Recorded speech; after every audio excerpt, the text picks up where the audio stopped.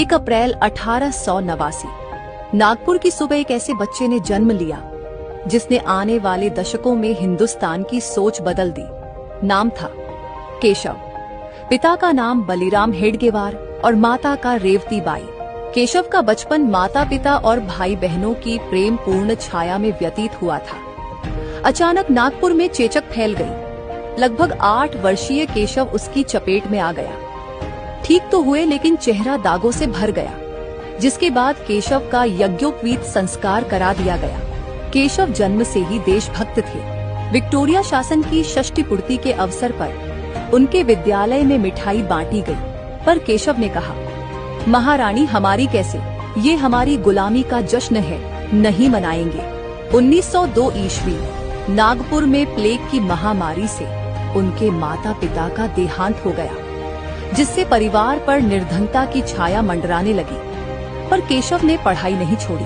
1905 ईस्वी में केशव स्वातंत्र्य संघर्ष के मार्ग पर चल पड़े थे। कुछ मित्रों के साथ मिलकर केशव ने चर्चा मंडल बनाया और देश की परिस्थितियों पर भाषण व परिचर्चाओं के कार्यक्रम होने लगे। 1908 ईस्वी विद्यालय से केशव का नाम काट दिया गया, पर वो कभी नहीं रुके। कलकत्ता जाकर उन्होंने डॉक्टरी की परीक्षा 60% से पास की। केशव नौकरी करने के बजाय राष्ट्र सेवा में अपना जीवन समर्पित करना चाहते थे, जिसके लिए उन्होंने अविवाहित रहकर जीवन भर राष्ट्र कार्य करने का निश्चय किया। कई वर्षों तक आंदोलन और काफी संघर्षों के बाद उन्हें एहसास हुआ कि हिंदुओं की दुर्दशा का कारण स्वाभिमान की कमी और संगठन का अभाव है। उन्होंने कहा, ये देश धर्मशाला तो नहीं है कि कोई भी आए और बिस्तर बिछाकर आसन जमा ले। समाज के हर व्यक्ति में राष्ट्र भक्ति की भावना, राष्ट्र के स्वरूप का ज्ञान कराने के लिए, विराट संघ शक्ति को साकार करने के लिए महान संघ की स्थापना करनी होगी। 27 सितंबर 1925 को उन्होंने संघ स्थापना की घोषणा की, जिसका कार्य शारीरिक, सैनिक तथा राष्ट्रीय शिक्षा स्वयं लेना तथा दूसरों को देना होगा। संघ को कोई नाम देने के लिए डॉक्टर हेडगेवार ने 17 अप्रैल 1926 को अपने घर पर बैठक बुलाई। उसमें 3 नाम उभरकर सामने आए। इसके बाद स्वयं सेवकों को एक सुनिश्चित वेशभूषा की आवश्यकता थी, जिसके लिए तय किया गया घुटनों तक खाकी नेकर, खाकी कमीज और काली टोपी। यह वेश संघ के सभी सदस्यों को अपने धन से बनवाना होगा।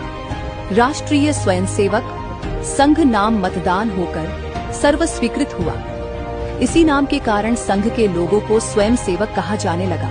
1925 से 1940 तक डॉक्टर हेडगेवार जी ने संघ का नेतृत्व किया। उनके पश्चात 1940 से 1973 श्री गुरु जी, फिर 1973 से 1994 बाला साहेब देवरस, 1994 से 2000 श्री रज्जू भैया, 2000 से 2009 श्री सुदर्शन जी और 2009 से वर्तमान में श्री मोहन भागवत जी संघ का नेतृत्व कर रहे हैं। अब जबकि राष्ट्रीय स्वयंसेवक संघ को 100 वर्ष पूरे हो चुके हैं, जिसमें स्वयंसेवकों की संख्या लगभग 60 से 70 लाख है। देश भर में प्रतिदिन 57,000 से ज्यादा दैनिक शाखाएं लगती हैं। इसके अलावा अमेरिका, ब्रिटेन, ऑस्ट्रेलिया, नेपाल सहित लगभग 40 से अधिक देशों में हिंदू स्वयंसेवक संघ HSS के नाम से शाखाएं चलाई जाती हैं। इसके अलावा विद्या भारती, सेवा भारती, राष्ट्र सेविका समिति, भारतीय मजदूर संघ,